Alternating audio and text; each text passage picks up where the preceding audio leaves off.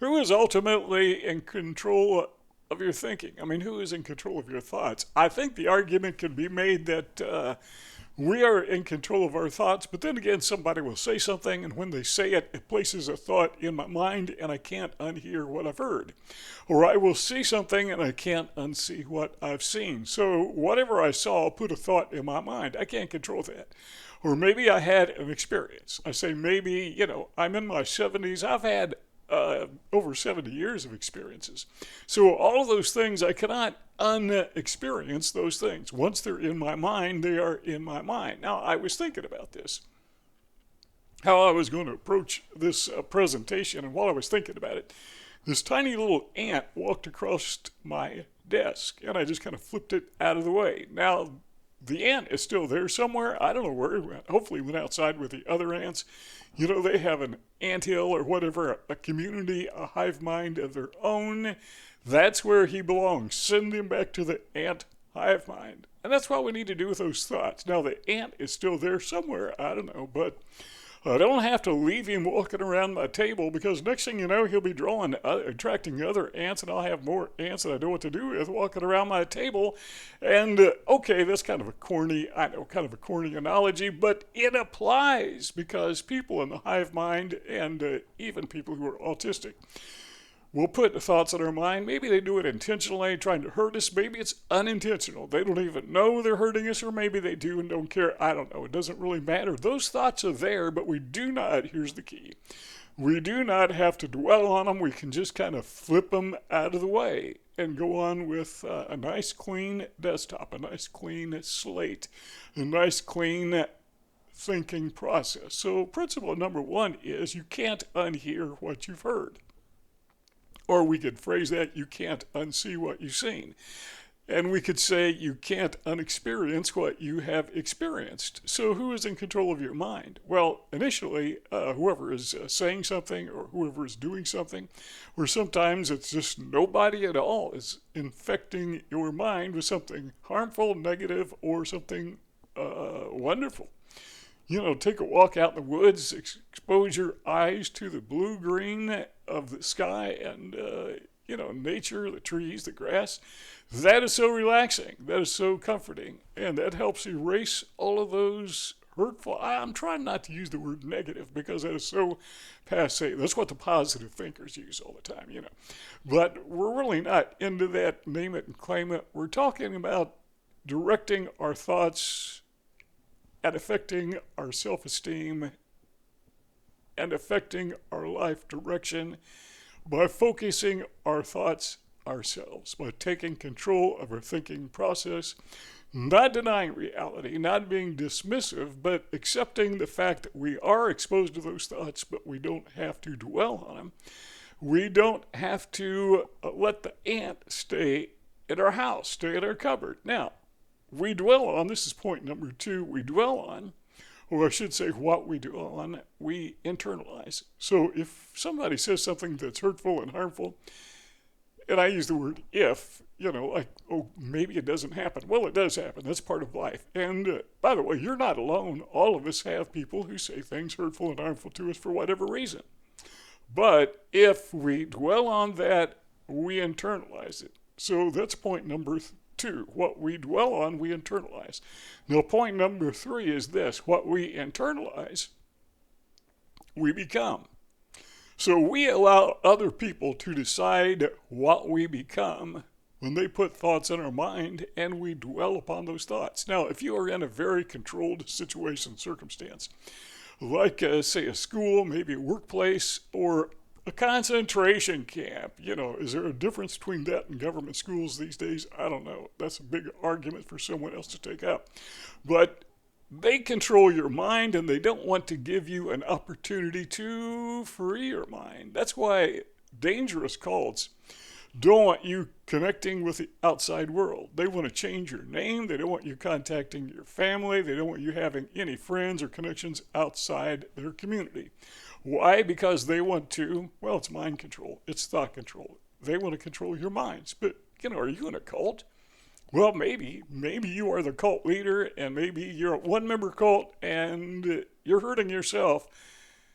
This is a horrible thing to think about, but hey, what we're talking about is dwelling on thoughts, so let's dwell on this for a second. Maybe we are a one-person cult, and we are brainwashing ourselves by taking this input, this critical, again, I'm not saying negative because that's too passe, but this critical, harmful thinking process is well, we're just inundated by it sometimes. It seems to be, particularly if you have autism, it just seems to be natural for other people to say these things to us or do these things to us. But we don't have to dwell on them. And if we don't dwell on them, then we don't internalize them. And if we don't internalize them, we don't become what they are making us to be. And a lot of times I stop and think, why am I the way that I am? There's the answer. The answer is because I've allowed the input and the influence of others to affect my thinking. And by dwelling on that, internalizing it, becoming that, that's where I am. So what happens if I reverse that process? Well, I don't know how to do that other than replace those thoughts. So we don't name it and claim it. What we do is we name it and discard it, or name it and replace it, get it out of our minds. Not the easiest thing to do because, once that creases in your gray matter, figuratively speaking, I know that's not literal science, but figuratively speaking, once that creases in your gray matter, your brain, it doesn't go away. But you can create more creases in your gray matter. You can outnumber those hurtful thoughts with thoughts of your own. I mean, build your own self-esteem. How do you do that? Well, you just think, right? But another thing you can do is watch videos like this one. You're doing it right this very moment. Congratulations, you're already on a good start. And I'm not the only guy, obviously, who makes videos that encourages people to take control of their minds and develop their own sense of self-esteem. So, what we're doing is this. Number 4 is we are redirecting harmful thoughts by replacing harmful thoughts. Not that those harmful thoughts are going to disappear, but they're going to be outnumbered. I mean, let's say you got some guy and he's yelling something. He's just yelling, yes, yes, yes, yes, yes. No, let's have this guy yelling no. Okay, so he's standing there just shouting no, no, no, no, no. And somebody else comes up and they start shouting yes, yes, yes, yes, yes. Well, when the guy yelling no was the only one yelling, that's all you could hear, it's all you could think about. But now you got two guys yelling opposite things, and it's kind of equalized, right? Okay, now you got another guy coming up, and he's yelling yes, yes, yes, yes, yes. All right, so these are not guys, these are thoughts in your minds. And what you were doing is you were recruiting cheerleaders. Yeah, there we go, cheerleaders, to shout yes in your mind. Is that really all that hard to do? And the fact of the matter is, no, it's not. Now, I got to admit that sometimes we actually kind of like those negative thoughts because we become accustomed to them and we don't want to get rid of them because we're comfortable with them. I know back when I was young and I had a real problem with depression. And when I wasn't depressed, I felt like there was something wrong. And I tried to, unconsciously, I'd try to work myself into a depressive state so I'd feel normal. I know that sounds weird. But I remember I actually did that. And so we have these harmful, hurtful thoughts that we dwell upon that we get primarily from the hive mind because, well, that's what they do. They're not going away, by the way. They're not going to stop. So we can't say, oh, they should not do that. Oh, okay, you can think that if you want to, but they're not going to stop. So we need to think of an alternative way to deal with that. And the way to tie this all together is to understand that we've got to take control of our thoughts. We've got to take control of our thinking. We have to understand that those thoughts are not ours. They're foreign. They came from outside our brain.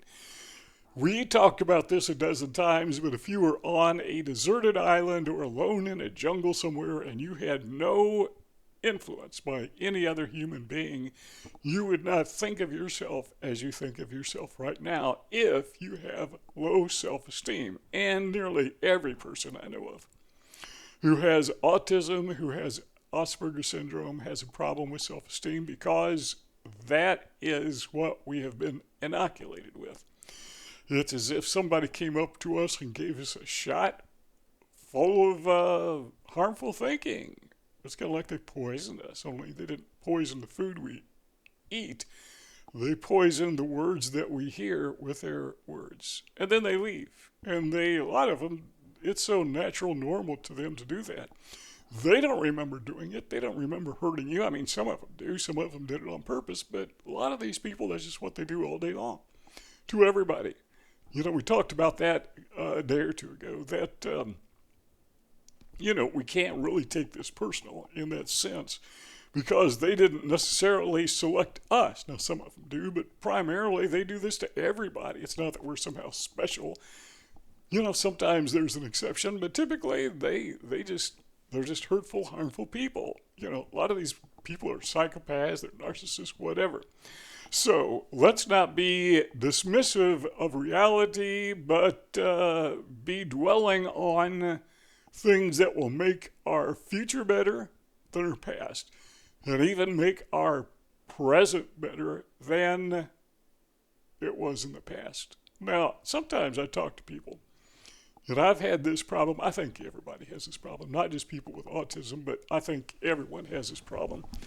And the problem is we have what I call mental monsters. Talking to a guy, this is several years ago, and he just knew that things were not going well for him at work and he's going to get fired. He was focusing on all these circumstances that within a day or two they were going to let him go. And I probed a little bit, not much, but I said, I think the problem is you have what I call a mental monster.